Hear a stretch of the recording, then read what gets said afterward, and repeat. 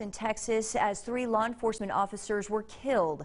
KTSM 9 News anchor Christina Aguayo investigated the root cause of the violence, and she joins us now with what she's found. A nationwide rise in crime impacted law enforcement community in Texas over the weekend as a special agent, a corporal, and a sergeant were all killed in the line of duty.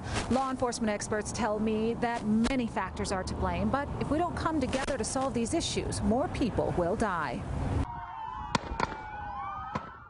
The disrespect shown toward law enforcement and any authority for that matter. This, along with the bail system, the fact that guns are readily accessible for these criminals, it's the perfect storm, and it's affecting law enforcement in a very tragic way.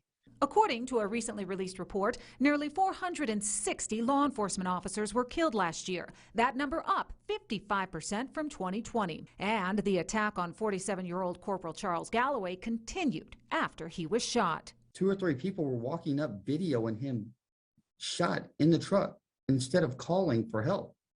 And that's disturbing. And it shows that people just don't care. And that works on our psyche just like it would anybody else.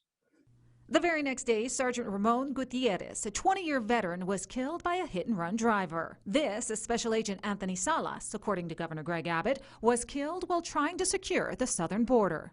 A Texas Department of Public Safety special agent was involved in apprehending some people who were not just here illegally, but were smuggling drugs in the United States.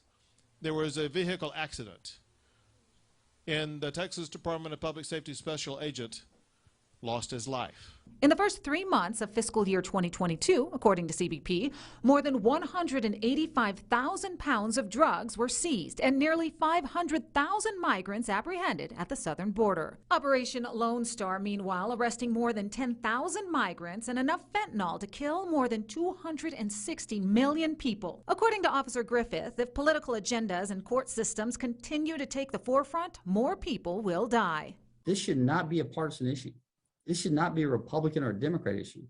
This should be a safety and security issue. For both, he said, civilians and those in law enforcement. We know we sign up to go out there and do that job, but at the end of the day, it's still devastating for our families, for our fellow officers that are still here, and we just pray for all the families out there that have lost a loved one this weekend.